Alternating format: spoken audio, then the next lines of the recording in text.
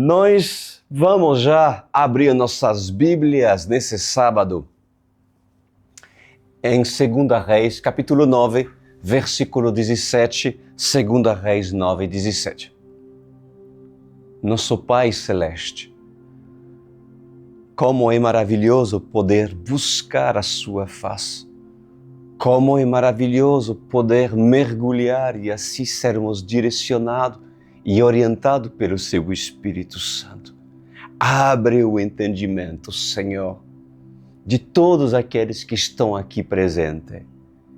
Nós nos alegramos, Rei, pois quão precioso é encontrar-te a cada encontro nos sábados e também às terça-feiras, nesse horário. Seja, pois, tu bem-vindo, Espírito Santo, em nome de Jesus. Amém e amém. Bom, 2 Reis, capítulo 9, versículo 17. Amada igreja, quando um Jeú é levantado para uma missão, ele não deve retroceder no seu caminho, na missão que recebeu. Afinal, quem o designou para a missão? Quem leva missionários para as missões? É o próprio desejo de fazer missões? Ou é o Senhor que direciona o missionário a evangelizar? Pois assim diz o Senhor nessa noite. Em verdade eu vos digo, todo Jeú que foi escolhido para um propósito deve levar a sério o propósito. Guarda isso no seu coração. Ele deve entender que ele se tornou um agente missionário. Porque se eu, o Senhor, o capacita, se eu o designei com um propósito, não cabe ao homem mudar os seus planos. Pois sou eu que confirmo os planos que tenho para o homem, para que em tudo eu seja glorificado por intermédio do propósito estabelecido para o homem. Jeú entendeu a direção por parte do profeta. Ele não olhou para a aparência do profeta. Ele não olhou se se tratava de um profeta jovem ou de um profeta maduro. Jeú, o rei Jeú, não questionou pelo fato de não ter sido Eliseu a ungí-lo. Simplesmente, ele reconheceu Deus através do ato profético. Jeú assumiu a direção. Reconheceu a unção profética e reconheceu a profecia. Jeú não duvidou, simplesmente entendeu a forma como o jovem profeta enviado por Eliseu falou. O ato profético que ele realizou não era de homem, e sim de Deus. Poderia você reconhecer um profeta pela fala? Consegues tu identificar quando vem do Senhor e quando não vem do Senhor? Consegues tu ter discernimento entre verdadeiros e falsos profetas? Pois guarda isso. Quando não há discernimento, quando não há sabedoria, quando não há o comando do Senhor, é fato que muitos reis vão à guerra e morrem na batalha por acreditarem em falsos profetas. por acreditarem em homens que adivinham, por acreditarem em feiticeiros, magos e também por acreditarem em imaturos na fé. Cuidado, amada igreja. Cuidado, porque a imaturidade de um homem pode ser aproveitado pelo diabo. Mesmo que o homem não tenha maldade em seu coração, mesmo que não seja um homem de dura serviço, mesmo que tenha um coração aberto a receber de Jesus, aberto a receber a palavra, quando este homem é imaturo, um aprendiz de profeta, facilmente ele é enganado pelo espírito do engano. E mesmo que ele tenha o dom de profetizar, o dom de ver o mundo espiritual, se esse é imaturo, ele poderá errar e, inclusive, ser usado pelo diabo. E o que pode acontecer com quem recebe esse tipo de profecia? Ele vai acreditar no jovem profeta. A imaturidade é laço para ambos. Mesmo que não haja maldade, a imaturidade torna-se laço para ambos. Pois assim diz o Senhor dos Exércitos nessa noite. O jovem que foi até Jeú, orientado por Eliseu, tremia diante da responsabilidade de entregar tal profecia, porque não era acostumado. Era um jovem inexperiente, mas o Espírito do Senhor estava sobre ele. Pois em verdade, quando há discernimento de uma profecia verdadeira, de um comando verdadeiro por intermédio de um profeta verdadeiro, olha bem para mim, Jeú. Não hesite. Não hesite. Quando há um comando de um profeta verdadeiro, não hesite, não tenha medo, não duvidem. Nessa igreja, o Senhor está nos ensinando sobre discernimento. E digo mais, o Senhor ele tem prazer de ensinar líderes a julgar a profecia. Por isso que nessa igreja, os pastores eles colocam à prova os espíritos, para que não haja engano. Quantas vezes eu ensinei isso para a Online World Church? Mas o problema é que quando há imaturidade, há erros. Quando há imaturidade, há falhas. Um Jeú que sabe discernir, mesmo que Paulo não esteja ao lado dele para orientá-lo, o Espírito está sobre Jeú. E pelo fato do Espírito estar sobre Jeú, Jeú tem o discernimento daquilo que Paulo, muitas das vezes, ensinou aos seus discípulos. Jeú entendeu e aceitou o direcionamento da missão.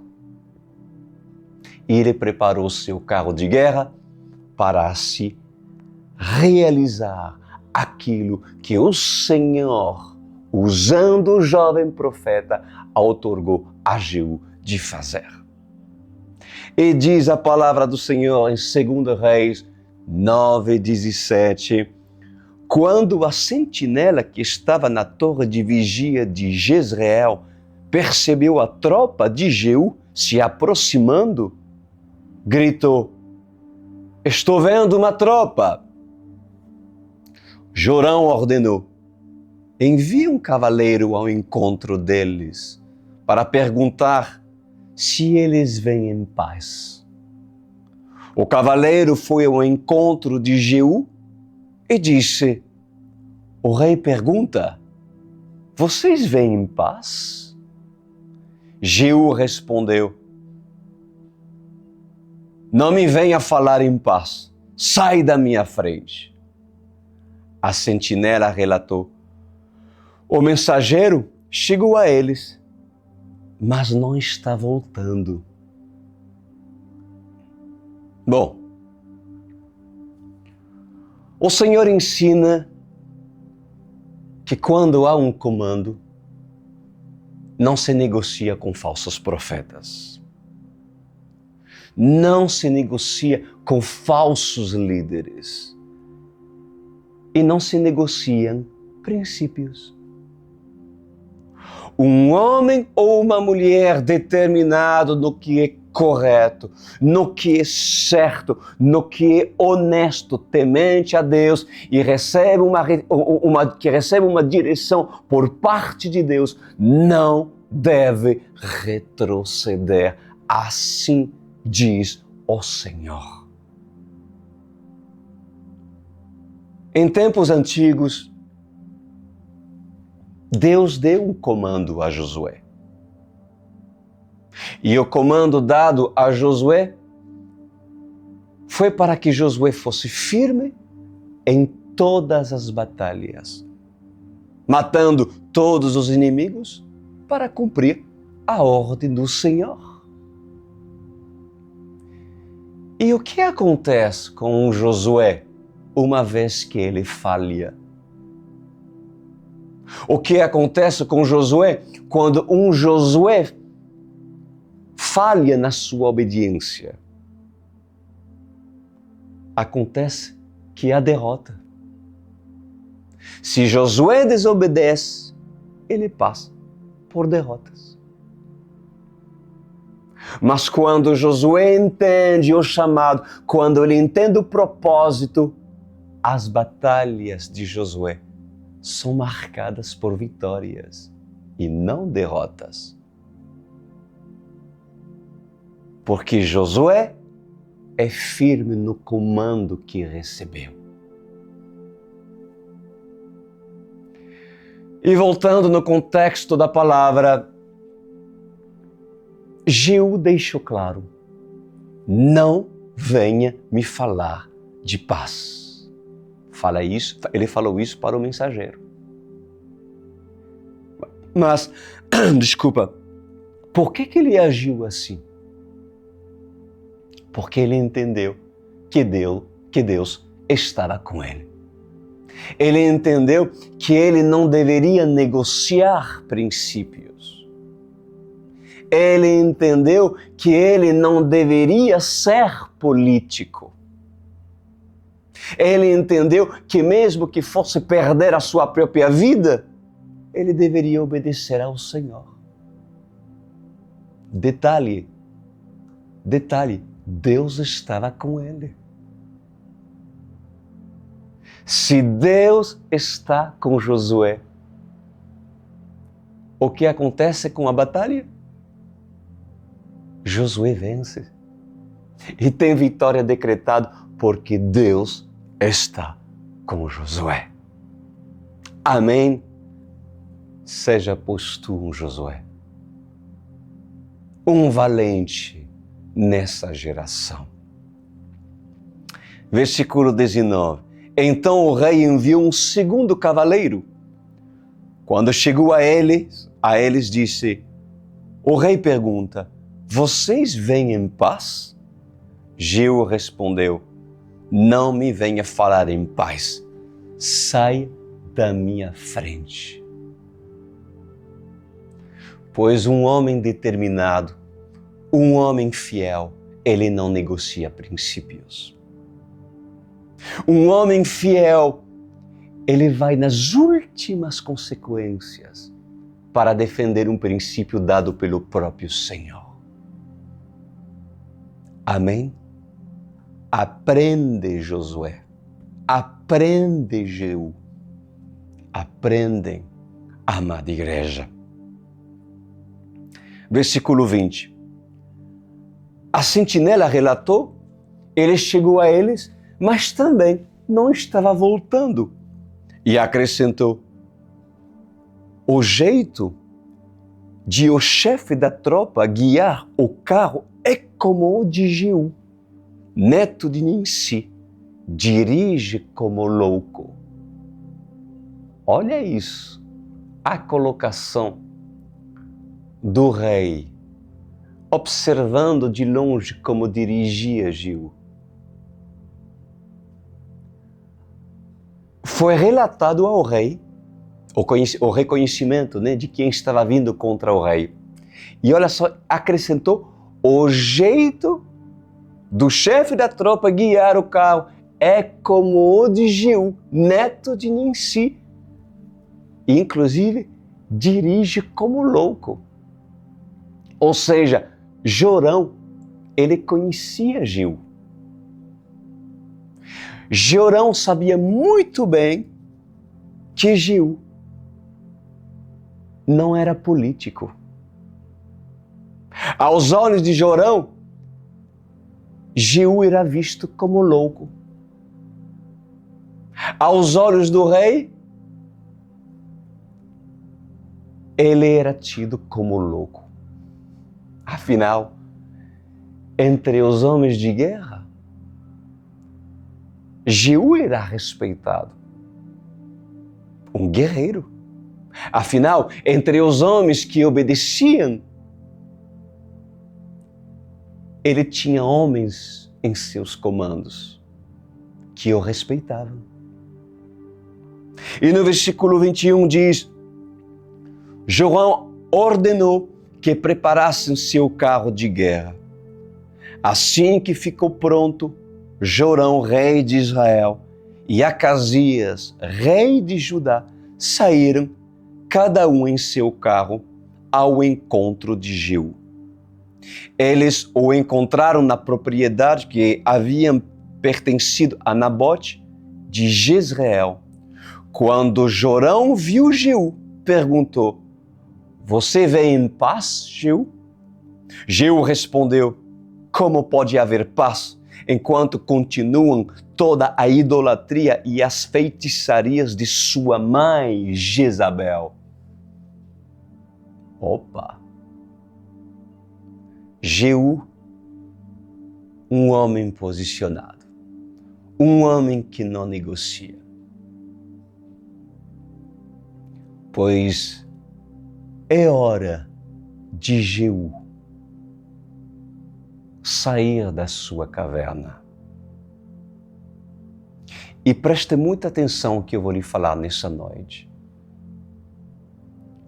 A idolatria propagada ao sistema gospel é inevitável. Ela traz separação entre homens de Deus e homens evangélicos. Eu vou repetir. A idolatria propagada ao sistema gospel, ela traz separação entre homens de Deus e homens evangélicos. Não há comunhão entre luz e trevas. Não tem como ter paz e sociedade com aqueles que almejam por números, por aqueles que desejam fama, que corrompem princípios e prostituem valores. Não tem como ter comunhão com aqueles que cantam louvores a Deus e fazem oferendas a Iemanjá, oferendas a demônios, oferendas e sacrifícios a deuses pagãos. Não tem como. Não há como ter comunhão se ainda é propagado sacrifícios a Moloque, sacrifícios a Mamon, ritos e rituais a Afrodites e a Zerá. Não há como ter comunhão só porque aqueles dizem: eu sou rei em Israel. Não há como ter comunhão se ainda é propagado sacrifícios a Moloque. E há pessoas que fazem ainda sacrifícios a Mamon, ritos e rituais a Afrodite e a Zerá. E me procuram para cantar. E quando me posiciono e digo não, Pastor Cris Duran, é radical demais. Não há como ter comunhão só porque aquele diz: eu sou rei em Israel e eu sou rei em Judá. Não há como ter comunhão com um sistema ecumênico. Não há como ter comunhão com a Igreja Católica que adora a imagem de outros deuses, imagem de homens e mulheres que não são deuses. Enquanto a prostituta Jezabel propaga a feitiçaria e a idolatria por toda a terra, não há como ter comunhão. Não há como ter comunhão com esse tipo de igreja, com essa prostituta. Não há como ter comunhão com o sistema gospel evangélico corrompido. Não há. Pois o homem de Deus é chamado nesta noite de Jeú. E Jeú não pode ter comunhão com esses. E contra Jezabel, contra a casa de Jorão e Acasia, um Jeú, que é Jeú, ele fala: eu não venho em paz. Assim faz um Jeú, que é Jeú. Versículo 23. Jorão deu meia volta e fugiu,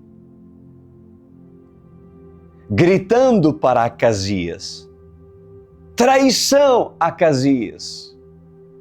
Então Jeú disparou seu arco com toda a força e atingiu Jorão nas costas.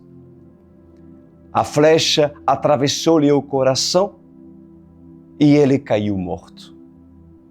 Jeú disse a Bidkar, seu oficial: pegue o cadáver e jogue-o nesta propriedade que pertencia a Nabote de Jezreel.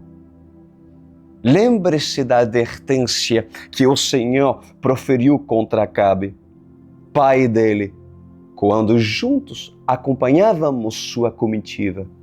Ele disse: ontem vi o sangue de Nabote e o sangue dos seus filhos, declara o Senhor. E com certeza farei você pagar por isso nessa mesma propriedade, declara o Senhor.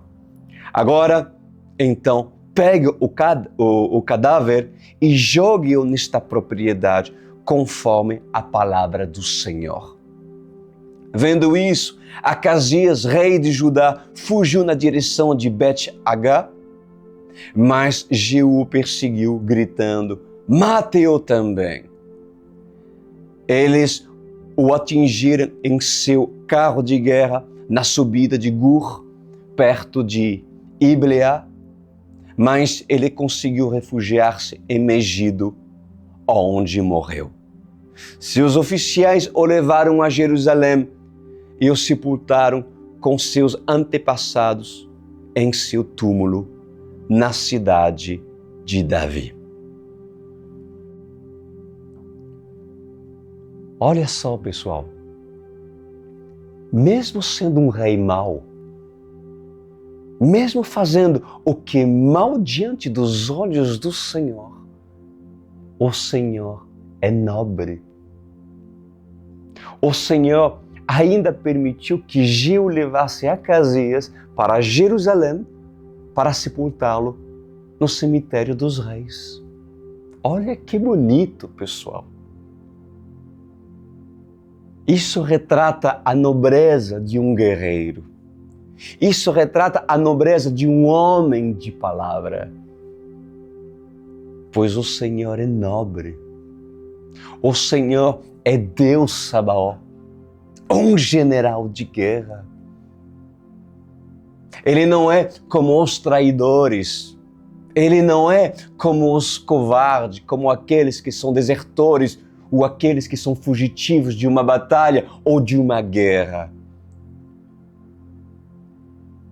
O Senhor não fez e não permite atrocidades. Ao contrário, Ele é justo e valente. E o seu domínio é para todo sempre.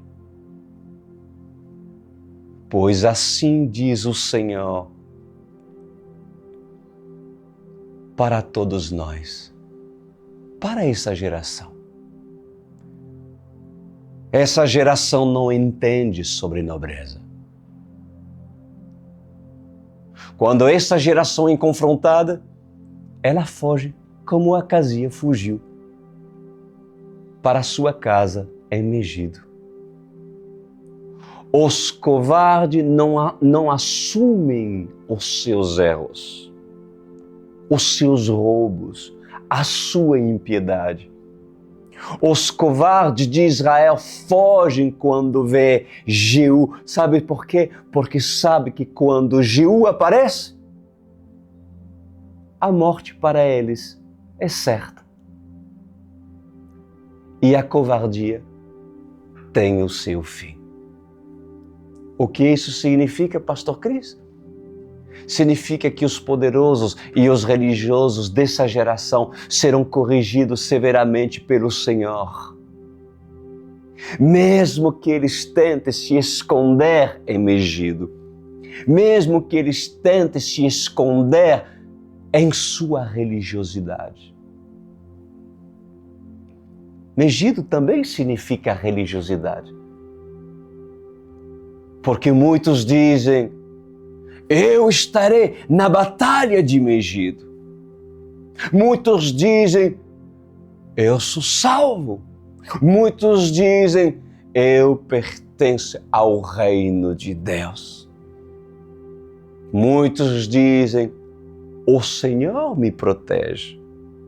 Muitos dizem, o Senhor vem saltando pelos montes e assim o Senhor colocará a sua espada no meu ombro para também me fazer cavaleiro para a batalha em Megido.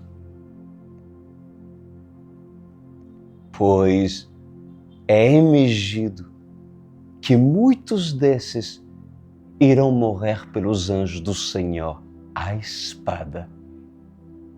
É em Megido que começará a matança. E iniciando pelos ímpios da religião, para que depois Gog e Magog sejam corrigidos com severidade. Para que depois aqueles que escaparem das montanhas sejam também corrigidos. Perseguidos e mortos à espada pelos anjos do Senhor. Por acaso, é uma metáfora? Ou é literal? Pois aqueles que viver e tiver olhos, verá o que o Senhor irá fazer com toda a terra. Assim diz o Senhor.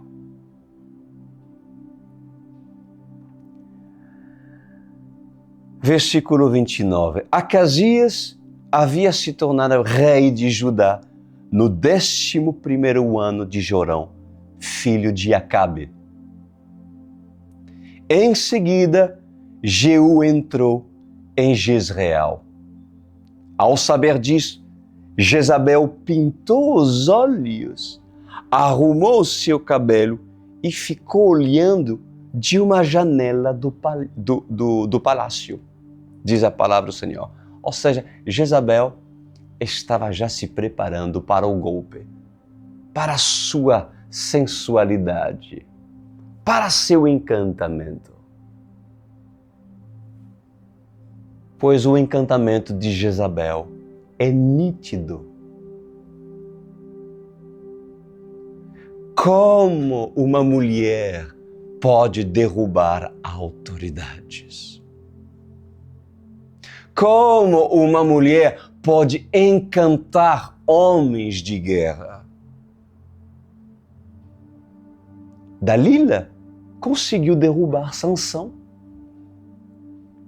Herodias e Salomé conseguiram o que queriam a respeito de Herodes. Semiramis, ela foi manipuladora, muito manipuladora. E, inclusive, ela conseguiu tudo o que desejava. Tudo que estava debaixo do seu domínio de Cuxi e de Nimrod. E o que dizer de Vasti?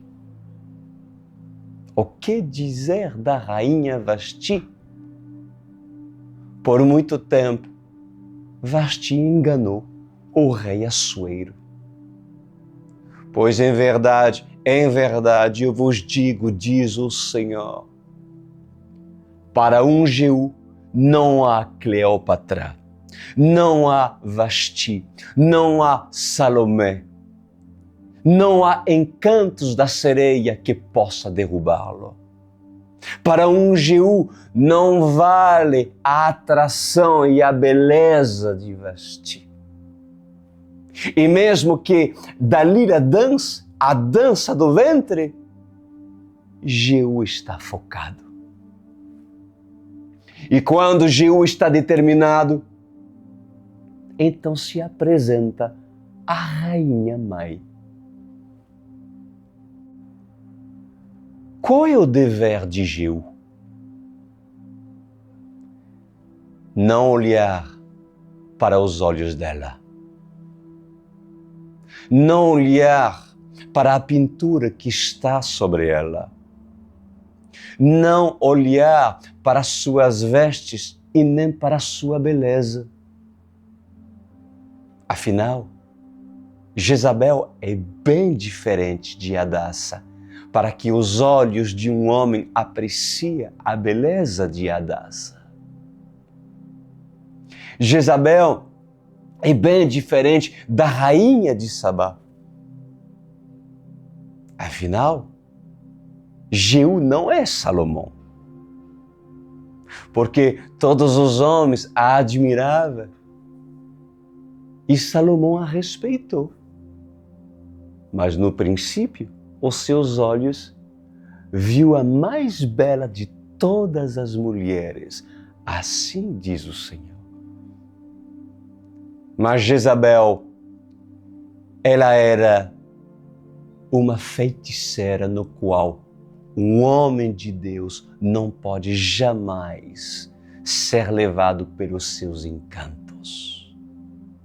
Jezabel era uma falsa profetisa.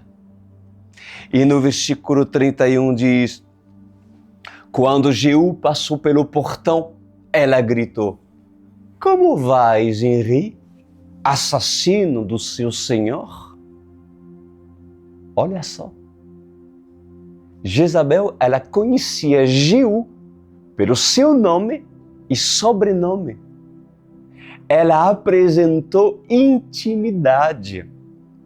Ela apresentou uma culpabilidade e ela quis culpar Jeú e fazer com que ele retroceda.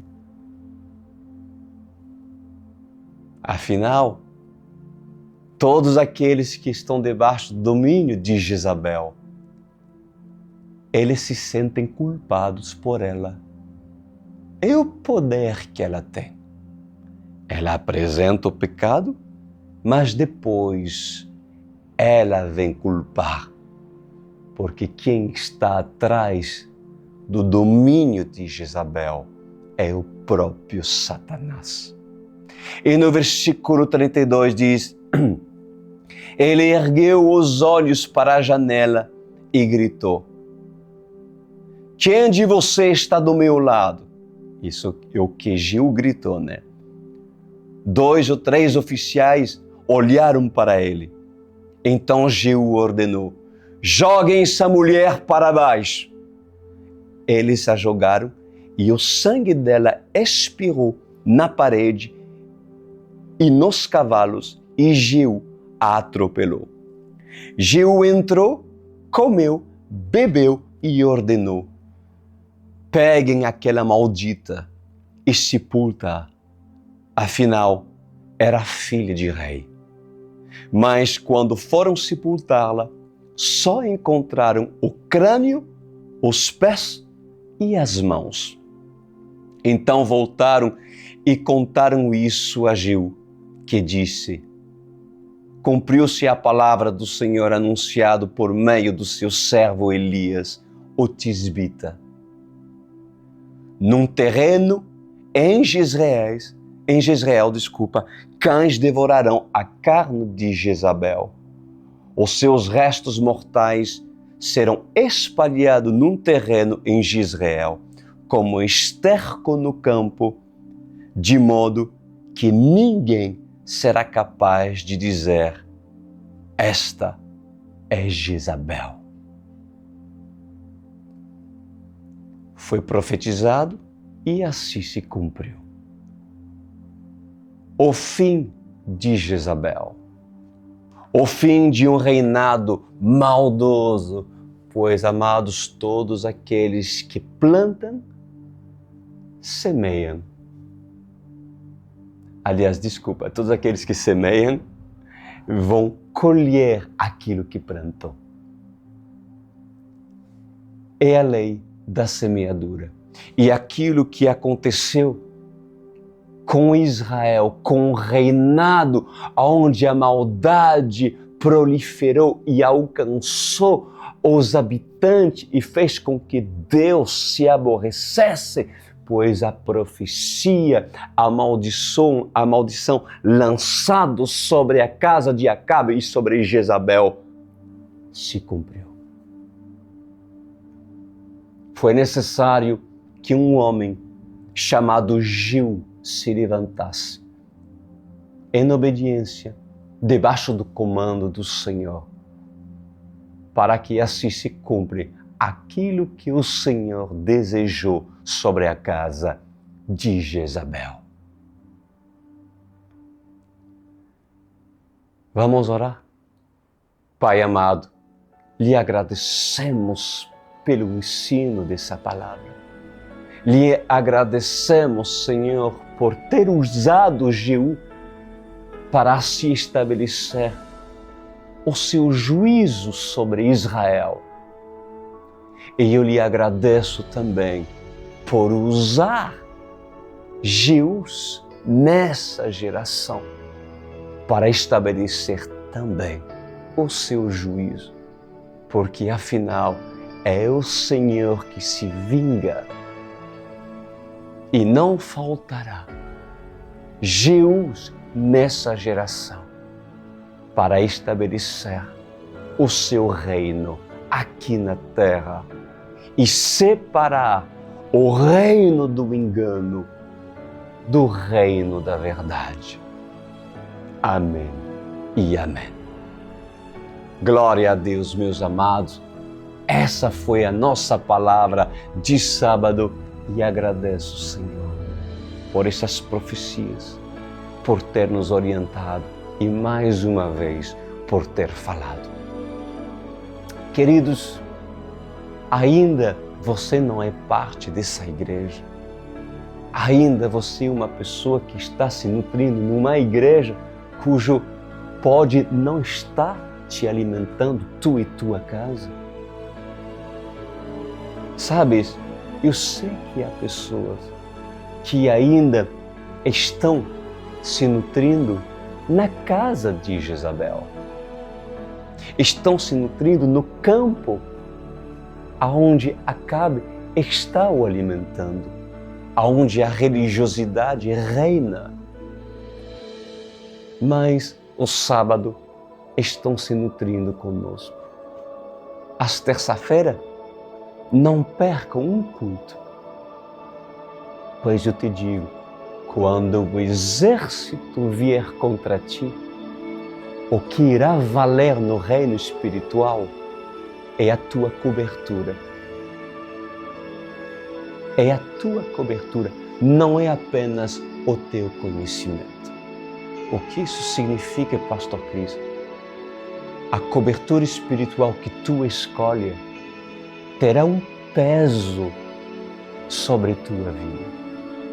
Por isso que é necessário, sim, que tu escolha uma cobertura espiritual séria para te abrigar. Deus não leva em conta o tempo da ignorância, mas quando o Senhor te mostra um lugar seguro, uma fortaleza onde o Senhor fala, onde o Senhor capacita, onde o Senhor trata, onde o Senhor prepara um exército, homens e mulheres no conhecimento, na sabedoria, e assim prepara o seu exército para se tornar forte, e tu negar essa cobertura, tu serás cobrado. Tu serás cobrado. Por isso que mais uma vez eu te faço um convite para vocês estarem conosco, para que possamos andar juntos, independente do lugar aonde você estiver.